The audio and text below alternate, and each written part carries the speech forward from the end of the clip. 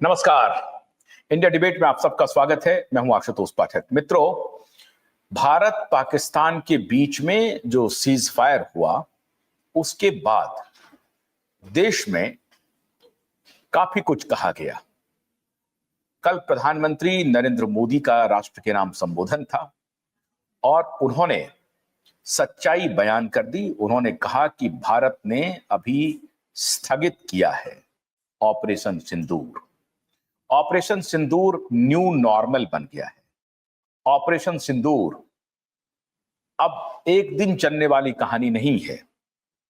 ये तब तक चलती रहेगी जब तक पाकिस्तान अपने इरादे बदल नहीं लेता, पाकिस्तान उस रास्ते से हट नहीं जाता जिस रास्ते पर चलना उनकी मजबूरी है, या कौन चलवा रहा है उस रास्ते पर, ये जब तक एक्सपोज नहीं हो जाता, या उस रास्ते को ही तब तक जब तक कि उस रास्ते को ही तबाह न कर दिया जाए, खंड खंड न कर दिया जाए, मिट्टी में मिला दिया जाए, गड्ढे खोद दिए जाए, पहाड़ खड़ा कर दिया जाए, तब तक ऑपरेशन सिंदूर चलता रहेगा।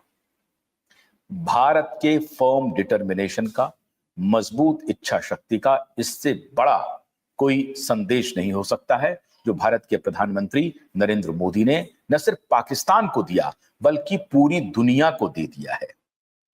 भारत में एक ग्रुप है जो लगातार हमारे देश की सेना, हमारे देश की सरकार, उस सब पर अनर्गल संदेह, अनर्गल प्रश्न करते रहना उनकी फितरत बन गई है। आज मैं उनके लिए कुछ लाया हूं, उन्हें सोचने पर मजबूर करेगा। जो लोग राफेल को लेकर के शंका पैदा कर रहे थे, राफेल को उड़ाने की बात कह रहे थे, उसे कुप्रचारित कर रहे थे, प्रचारित कर रहे थे, फर्ज कीजिए हमारे एयर मार्शल ने कहा कि जब युद्ध की स्थिति होती है तो हमें भी कुछ नुकसान के लिए तैयार रहना चाहिए। फिर भी जिस प्रकार से एक समूह टीका टिप्पणी कर रहा है भारत के एयर डिफेंस सिस्टम पे, भारत की सेना पर, भारत की तकनीक पे, प्रधानमंत्री ने उन सबको करारा तमाचा जड़ दिया है। कल करारा जवाब दिया है।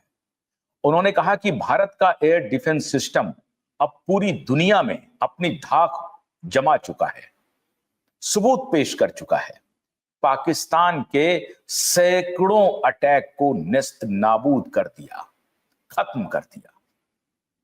पाकिस्तान के पास कोई क्षमता नहीं है, लेकिन एक ग्रुप है जो लगातार पाकिस्तान को और चाइना के संबंध को प्रचारित प्रसारित करने में लगा हुआ है। यह कहने में लगा हुआ है कि चाइना बहुत सशक्त है और चाइना का साथ पाकिस्तान को मिल रहा है, इसलिए पाकिस्तान ने भारत को घुटने पर ला दिया।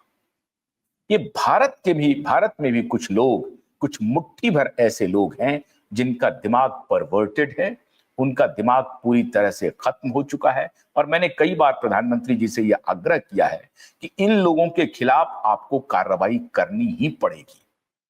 ये लगातार इस तरह की मानसिकता को आगे बढ़ाते रहेंगे, अनर्गल प्रलाप करते रहेंगे, देश की सेना का, राष्ट्र का गौरव, राष्ट्र के पुरुषार्थ को कमतर करके आंकते रहेंगे, उसके बारे में गलत टिप्पणी करते रहेंगे।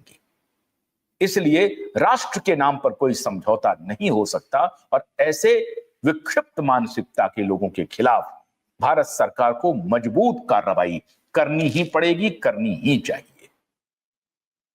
और अब जरा उन लोगों को मैं आईना दिखा रहा हूं, उस पाकिस्तान के बारे में जिस पाकिस्तान को हमने कभी पहले भी कहा था कि हमने एक आर्टिकल लिखा था कि पाकिस्तान जो कभी देश नहीं बन सका।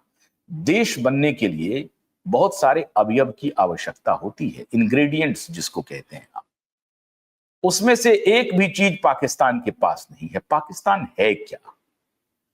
आप कल्पना कीजिए कि आजादी के फौरन बाद 47 में आजादी मिली और उसके बाद जिन्ना की तुरंत मौत हो गई 48 में। जिन्ना की मृत्यु के बाद पाकिस्तान किस राह पर चल पड़ा, इसकी अपेक्षा जिन्ना को जिंदा रहते हुए ही हो गई थी। पहली हत्या हुई वहां लियाकत अली की 1951 में हत्या हो गई। 1958 में पहला कू हुआ, अयूब खान को उन्होंने बनाया सर्वे सर्वा इस्कंदर मिर्जा ने, और इस्कंदर मिर्जा को ही 1 साल के अंदर अयूब खान ने रिप्लेस कर दिया। और उसके बाद सीरीज चलता रहा।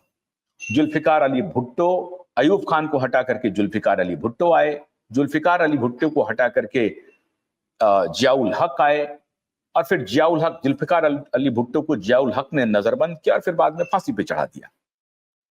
फिर उसके बाद जियाउल हक साहब आए, वो सब मेजर सर्वे सर्वा हो गए, आर्मी चीफ हो गए, राष्ट्राध्यक्ष हो गए। जियाउल हक का जो प्लेन क्रैश हुआ, उसको कहते हैं कि ऐसे कॉन्स्पिरेसी के तहत उनका प्लेन क्रैश करवाया गया जिसका आज तक कोई अता पता नहीं चला। जियाउल हक साहब गुजर लिए। उसके बाद 1988 में, 1999 में परवेज मुशर्रफ आ गए, उन्होंने कू कर लिया, ब्लडलेस कू था 1999 में। फिर 1999 के बाद इलेक्शन हुआ 2007 में, और 2007 में फिर बेनजीर भुट्टो की हत्या हो गई। परवेज मुशर्रफ देश छोड़ करके फरार हो गया, भाग गया। बेनजीर भुट्टो की हत्या हो गई। बेनजीर भुट्टो की ही खाली हत्या नहीं हुई, पिता को तो सूली पे चढ़ाया, बेनजीर भुट्टो की हत्या हुई और दोनों भाइयों की भी हत्या हो गई। 2 भाई थे बेनजीर भुट्टो के, उन दोनों की भी हत्या हो गई। और उसमें कहा जाता है कि उनके जो हस्बैंड हैं आसिफ अली जरदारी, जो राष्ट्रपति हैं, उनकी उसमें भूमिका थी। अब लीजिए साहब, ये है पाकिस्तान का इतिहास। और अब जो नई बात हम आपको बताने आ रहे हैं, उस पाकिस्तान के बारे में मैं हैरान हूं। उस पाकिस्तान के बारे में अगर कोई एक व्यक्ति भी 1% भी सॉफ्ट कॉर्नर रखता है, तो आप पक्का मान के चलिए उस व्यक्ति की या तो बुद्धिहीन है वो व्यक्ति, विवेकहीन है वो व्यक्ति, या चरित्रहीन है वो व्यक्ति। 2 ही बात हो सकती है, या तो विवेकहीन या चरित्रहीन। इस पाकिस्तान से जरा भी हिमायत रखने वाला, चाहे वो धर्म के नाम पर हो, चाहे किसी भी नाम पर हो, अगर 1% भी इस पाकिस्तान देश से उसकी हिमायत है, उसको प्रेम करता है एक पल के लिए भी, तो आप मान के चलिए वो निरा मूर्ख है, और दूसरा धूर्त है, और तीसरा चरित्रहीन है। ये 3 ही कैटेगरी हो सकती है, 2 नहीं 3 कैटेगरी, चरित्रहीन, धूर्त और मूर्ख, इसके अलावा कुछ नहीं। अगर इस पाकिस्तान से, ऐसे देश पाकिस्तान से जो अपने आजादी के बाद series of political death, political murder का इनका इतिहास है, लगातार हत्या हत्या हत्या, कू, सैनिक शासन, कुछ दिन रहता है फिर सैनिक शासन, कुछ दिन रहता है डेमोक्रेसी, फिर सैनिक शासन। तो ये अपने आप को देश बनाने की कोशिश में लगातार रहता है, लेकिन ये देश बन नहीं पाता है। अब इस पाकिस्तान की असली सच्चाई आज के बारे में बताते हैं।